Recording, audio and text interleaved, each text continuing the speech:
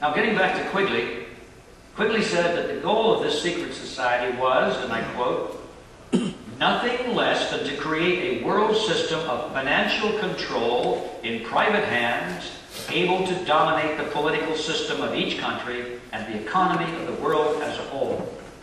The system was to be controlled in a feudalist fashion by the central banks of the world, acting in concert by secret agreements arrived at in frequent private meetings and conferences.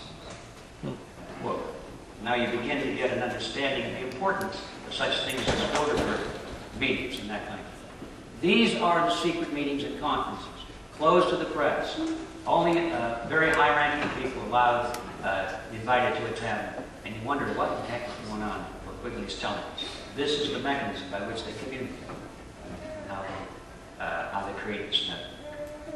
On page 4 of Quigley's book, The Anglo-American Establishment, he says, quote, this organization has been able to conceal its existence quite successfully, and many of its most influential members, satisfied to possess the reality rather than the appearance of power, are unknown even to close students of British history, partly because of the deliberate policy of secrecy which this group has adopted, partly because the group itself is not closely integrated, but rather appears as a series of overlapping circles or rings, partly concealed by being hidden behind formally organized groups of no obvious political significance.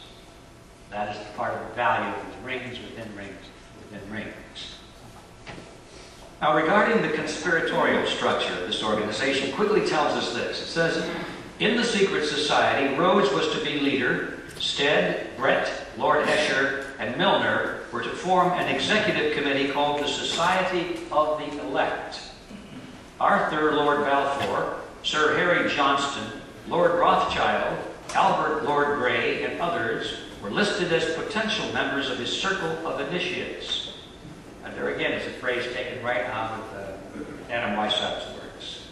While there was to be an outer circle known as the Association of Helpers, later organized by Milner as the Round Table Organization.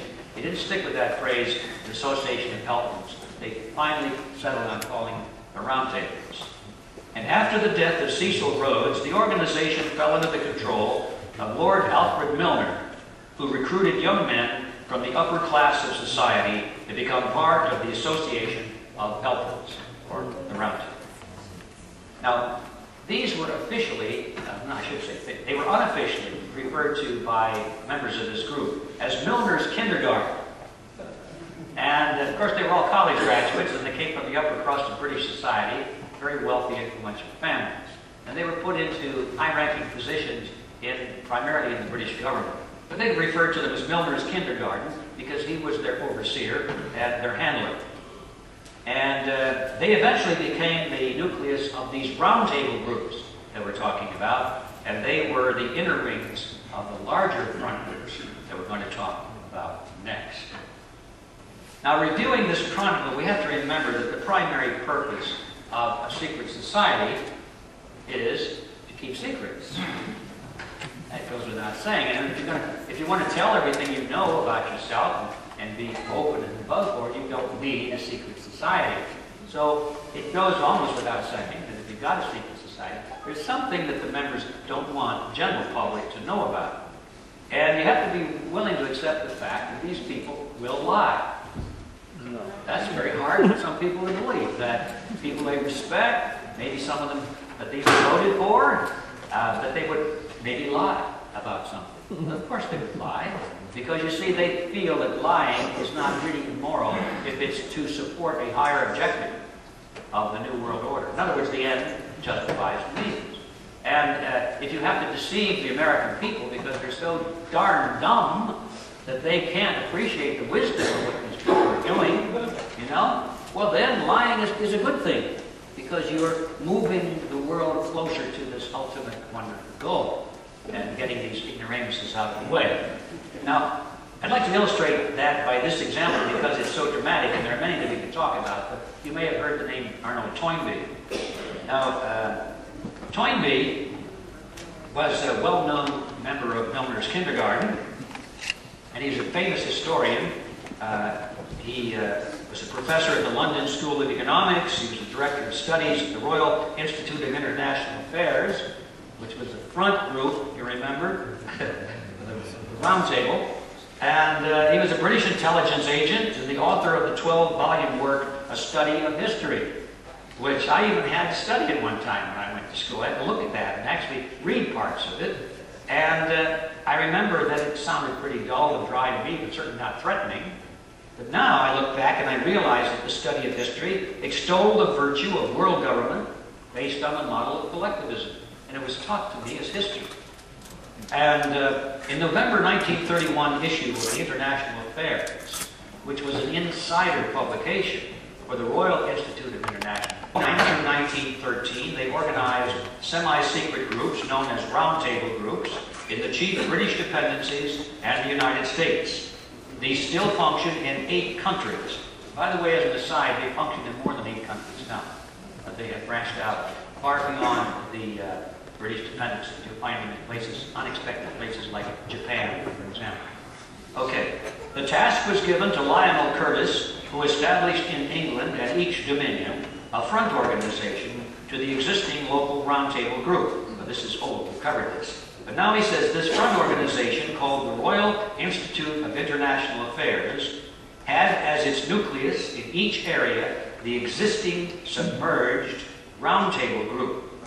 In New York, it was known as the Council on Foreign Relations and was a front for J.P. Morgan and Company. Wow. Last, now we come to the ubiquitous CFR, the Council on Foreign Relations. And we are informed directly from the authority himself that it was spawned by a secret society, which still exists today, that it is a front or a roundtable group originally embodied in J.P. Morgan and Company, but now evolved into the Rockefeller Consortium, and that its primary goal is no longer the expansion of the British Empire, but global collectivism with control in private hands, administered in a feudalist fashion by the central banks of the world. Now, ladies and gentlemen, these are their words, not mine. That is what has been happening in the world, and especially in the United States, since World War I. Now, why is this important? It's important because the members of the Council on Foreign Relations are the rulers of America. Not the people you vote for. They're the front men. The people you and I vote for are selected by groups, organizations, and structures which themselves are controlled by members of the Council on Foreign Relations, in perfect harmony with the design set forth by Cecil Rhodes, ruling from behind the scenes. Now, I made this quite a statement. I said that these members are the rulers of America, and I defend that easily, unfortunately. I'm going to bore you again with some more reading, but unless I read some of the names of the members of the Council on Foreign Relations and the positions they hold, you will not really understand the significance of what I have just said.